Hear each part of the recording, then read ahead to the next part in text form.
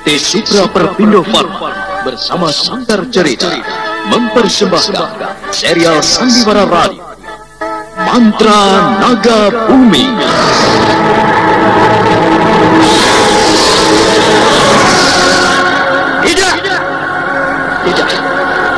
Tidak mungkin, Nimas. Tidak mungkin.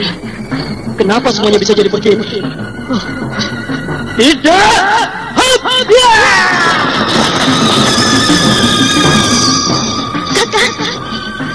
Kakak Rangga Geni. Kakak, kenapa kau tinggalkan aku, Kakak? Kenapa?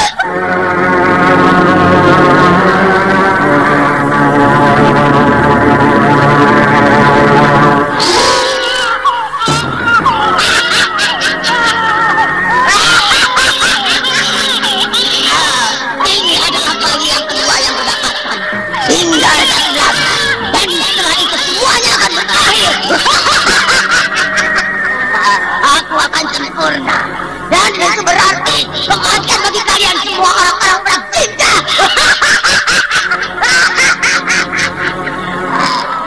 Darah-darah kalian akan kupersembahkan untuk dewa kegelapan. Kalian akan kuhancurkan. Kuhancurkan.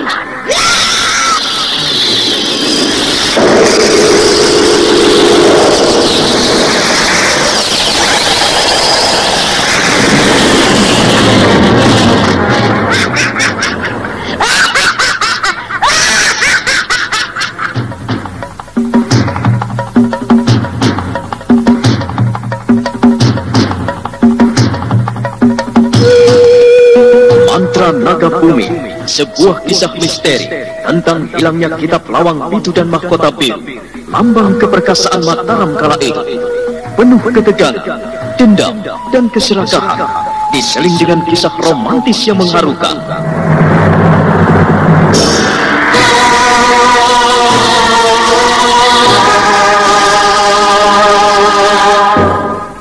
Mantra Naga Bumi, ide cerita Totot Prambanan, naskah disusun dan ditulis oleh Chandra Argadinata, teknik dan montase Novin Muhu, ilustrasi musik Frans Harius, dengan sutradara Dian Pertiwi.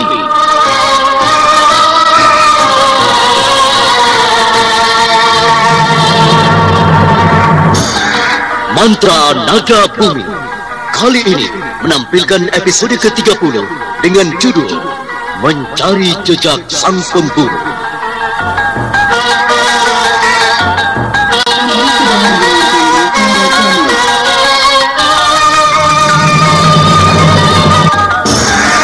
Dalam seri yang ke-23 ini didukung oleh para pelaku Lucky sebagai Seranti, Herman sebagai Godam, Ben sebagai Kelantang, dibantu oleh Awal dan Bintang, serta Nusri Nurdin pengantar cerita. Selamat mendengarkan. Godam dan Kelantang tenang-tenang saja menikmati makanan yang dipesannya, sementara penduduk yang lain saling mencuri pandang memperhatikan Godam dan Kelantang. Kemudian setelah makan, mereka memesan minuman ringan, teh manis. Mereka minum seakan tidak mempedulikan yang lainnya. Setelah merasa kenyang dan membayar harga minuman dan makanan, lalu dengan tenang meninggalkan rumah makan itu. Kakang Godam, mengherankan sekali. Kita ini kenapa? Mereka seperti... Jangan kau teruskan. Aku melihat beberapa orang menyelinap keluar dari rumah makan itu dengan mencurigakan. Nah, mereka ke sisi rumah makan itu. Hati-hati, Kelantang. Iya, aku melihatnya. Dan apakah kita akan adu kekuatan, sedangkan kita ini akan menghindari segala bentrokan seperti perkelahian ataupun adu pedang? Ya, kalau keadaan terpaksa, apa boleh buat? Ayo kita pergi. Ayo.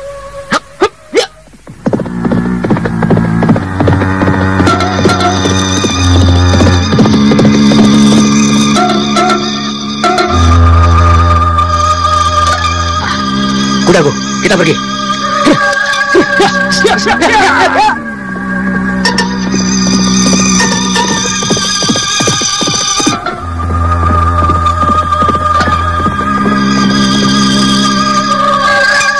Kedua kuda itu melesat bagaikan anak panah, meninggalkan tebu yang tinggi. Sebentar saja menikung di belokan jalan. Kemudian dari sisi rumah makan melesat 5 orang berkuda menyusul Kodam dan Kelantang.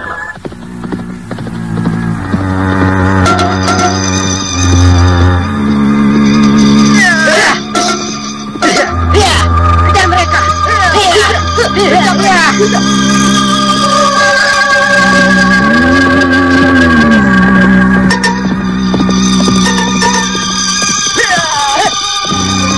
Kakang, kita dikejar orang itu. Lihat di belakang kita, Kakang. Ya, aku mendengarnya. Ayo cepat kita belok ke sebelah sana. Kita jebak mereka. Ayo. Ya. Mereka belok di sebelah sana. Jangan sampai lolos.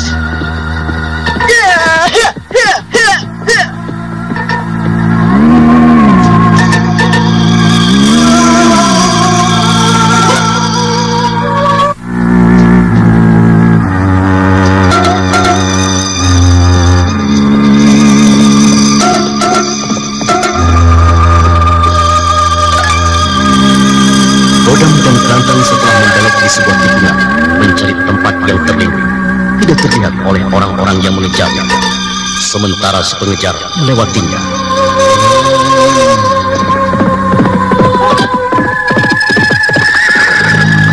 Lihat, mereka cuma berjumlah 5 orang. Ayo kita imbangi mereka. Tunggu dulu, Kakang. Untuk apa kita mencari perkara dengan mereka? Bukankah tujuan kita ke kota Raja Mataram? Kita tidak mencari perkara. Tapi aku penasaran. Sebelum tahu apa maksud mereka mengejar kita. Tentu mereka mempunyai maksud tertentu. Percayalah padaku. Mereka bukan apa-apa. Ayo, Kelantang. Kita sebagai laki-laki jangan takut oleh keadaan. Kita harus berani menghadapi tantangan apapun juga. Kakang Kodam, apakah perbuatan ini tidak sia-sia? Bukankah kita ini sedang menumbuhkan rasa kasih sayang kepada siapapun juga? Kelantang, saat seperti ini kita perlu untuk menunjukkan sifat kesatria. Jangan terlalu lemah lembut hatimu itu. Kita jatuhkan dulu kekuatan batin mereka tanpa mempergunakan senjata. Oh, apakah Kakang yakin akan berhasil? Kita akan coba.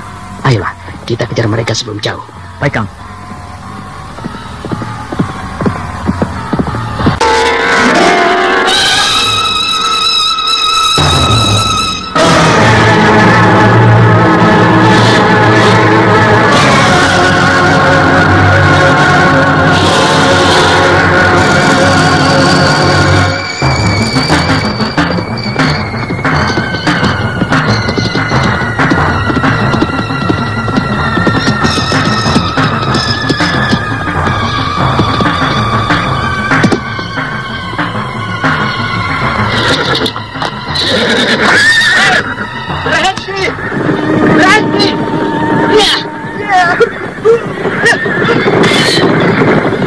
Kenapa kita berhenti?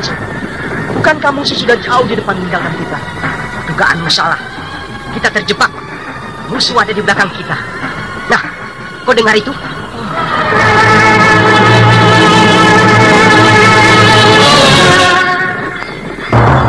Tiba-tiba saja 5 orang yang menunggang kuda itu menjadi tegang.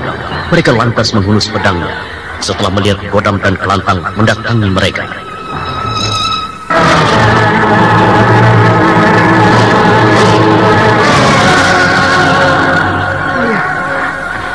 Hai, Kisana. Ada apa gerangan? Kalian menghunus pedang. Apakah kalian mengajak kami berdua untuk berlatih pedang? Jangan berlagak seperti orang suci. Aku tahu kau yang bernama Kodam sering membuat keonaran di mana-mana. Tentu perjalananmu ini sedang mencari pengikut-pengikutmu yang baru agar dapat kau ajak menebangi hutan Krendo Wahono. Iya. Selain itu, kau telah membuat hati kami sakit. Kau telah memperdaya perempuan tidak berdaya. Sayang sekali. Tuduhan kalian tidak berdasar. Dan siapakah perempuan yang tidak berdaya itu? Kisana, tolong jelaskan. Ya. Kau telah menjerumuskan Seranti ke dalam dunia yang kotor. Sekarang Seranti hidupnya dalam kesedihan. Dia tidak mau menikah. Sekarang kerjanya hanya melayani laki-laki yang suka padanya. Jangan berkata sembarangan, Kisana. Tidak baik. Bukankah Seranti sudah bakat menjadi jalir? Dia mulai menjadi jalir sejak umur belasan tahun. Dengan alasan karena ekonomi tertekan. Kemudian jalir itu punya ilmu pengasihan yang dapat mempengaruhi setiap laki-laki. Dan bisa diadu domba dengan mudah. Nah, Apakah kalian sudah menjadi korbannya? Bicaramu bertele-tele. Jangan percaya omongannya. Ayo serbu. Lantang, keluarkan pedangmu. Hadapi mereka, tapi jangan dibunuh. Baik, Kakang.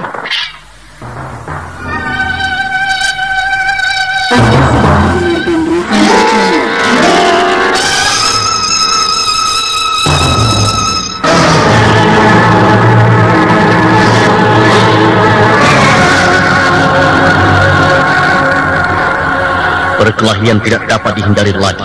5 orang yang menunggang kuda itu terus mendekati Kelantang dan Godam, namun diimbanginya dengan tenang. Kemudian pada jurus ke-25, pengeroyoknya mulai lemah dan kewalahan.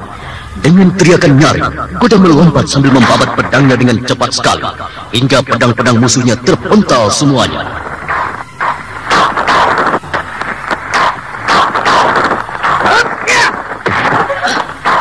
Pedangku lepas. Awas, berbahaya.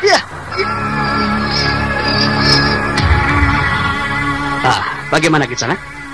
Apakah kita teruskan latihan pedang ini? Sayang sekali. Sekarang aku tidak bisa berbuat kejam dan kasar. Nah, katakan, siapa yang menyuruhmu mengeroyok kami berdua? Kenapa engkau tidak segera membunuh kami berlima, Godam? Kenapa kau menyarungkan pedangmu? Lebih baik kami mati daripada berkhianat kepada sang ketua. Tindakan yang bodoh. Siapakah pemimpinmu itu? Jika tidak ingin kehidupanmu diganggu oleh kejahatan. Godam, aku tidak percaya dengan ucapanmu. Karena kau tidak beda dengan penjahat-penjahat yang berhati kejam. Tentu ini adalah jebakan agar kami semua tunduk kepadamu. Kau menguasai ilmu sihir. Ya, kau telah menggunakan sihir hingga kami tidak kuat melawanmu. Tunggu apa lagi, Godam? Ayo cepat kau bunuh. Aku rela mati ketimbang buka mulut. Kisana, baiklah.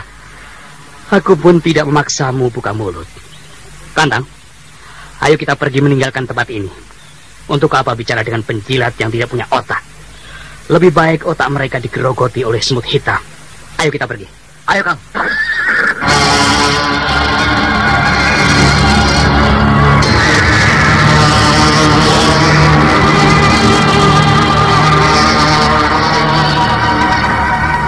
Godam dan Kelantang membalikkan kudanya, dengan tenang meninggalkan tempat itu. Sementara 5 orang yang mengeroyoknya cuma saling pandang di antara mereka. Kemudian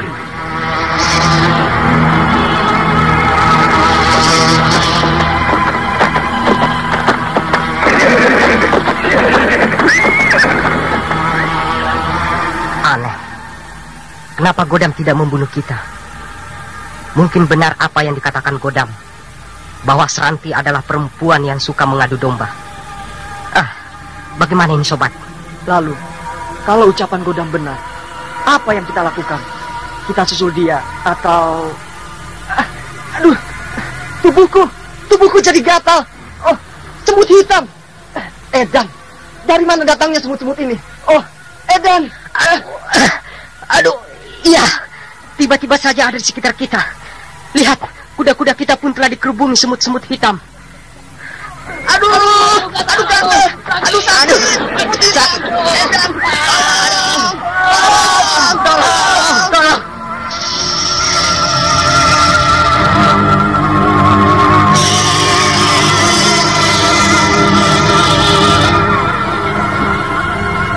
Lima orang itu lari blingsatan sambil menggaruk-garuk tubuhnya dikerumuni semut-semut hitam.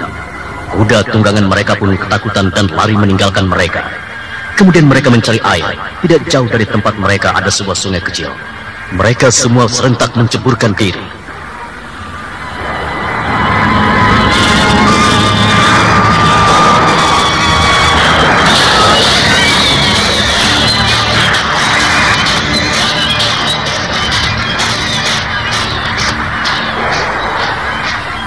Kakang, kau dengar suara minta tolong di pinggiran sungai itu, Kakang? Kita lihat, ada apa, Kang? Apa yang terjadi di sana, Kang? Iya, ayo, hus. Ya, kita belok kudaku. Ya.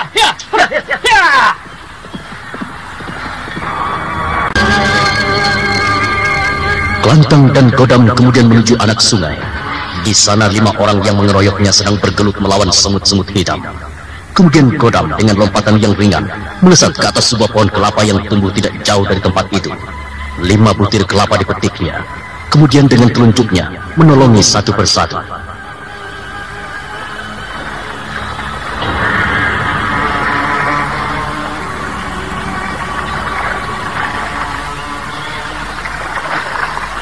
Ayo, semua naik ke darat. Minum air kelapa ini untuk menghilangkan gatal-gatal di tubuh kalian. Ayo cepat. Iya, iya. Ayo kita naik semuanya. Iya. Nah, bagaimana sekarang? Berkurang gatal-gatal di tubuh kalian? Iya. Maafkan kami. Tadi kami telah berlaku salah. Kami mohon petunjuk dari Tuan Godam. Petunjuk apa? Iya, aku menyesal. Ucapanmu benar kalau Seranti itu suka mengadu domba laki-laki. Dan terus terang saja, pekerjaan yang kami lakukan ini dipimpin oleh Seranti sendiri. Dia telah menjadi ketua. Hah? Ketua apa Kisanak? Iya, menjadi ketua perkumpulan laki-laki patah hati. Kami tunduk akan perintahnya. Sekarang Seranti dikawal oleh 40 laki-laki. Dan kami berlima adalah orang-orang yang diutus untuk membinasakanmu, Godam. Mengherankan sekali. Padahal Seranti sudah tahu kalau aku tidak berdaya di pinggir danau pengasihan. Aku pernah dijerumuskan di danau itu untuk persembahan setan di sana. Namun, aku terlepas dari maut. Kalau begitu, Seranti sudah mengetahui aku masih hidup. Benar-benar hebat ilmu yang dimilikinya. Lalu, di manakah Seranti itu Kisanak?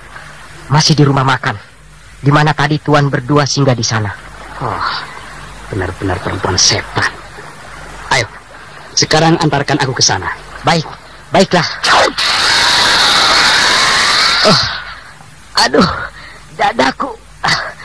Aduh, siapakah yang berbuat jahat kepadaku? Siapakah? Kau telah diserang orang secara gelap. Benar-benar biadab. Hei, keluarlah. Jangan main sembunyi-sembunyi. Jangan berbuat curang. Ayo, keluar.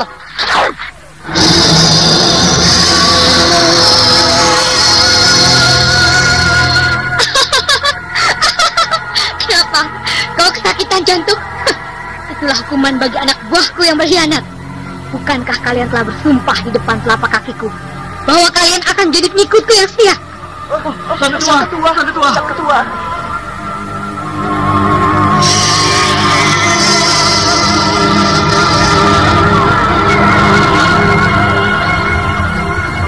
Kehadiran Seranti membuat anak buahnya ketakutan. Seranti tersenyum dengan senyuman iblis. Matanya liar memandangi anak buahnya satu persatu. Kemudian dengan pandangan merendahkan orang, memandang Godam dan Kelantang. Godam tenang saja dipandang oleh Seranti. Malah Godam matanya nakal. Sesekali mulutnya berdecak, melihat perempuan yang dikaguminya dari ujung kaki sampai ujung rambutnya, membuat Seranti tersinggung.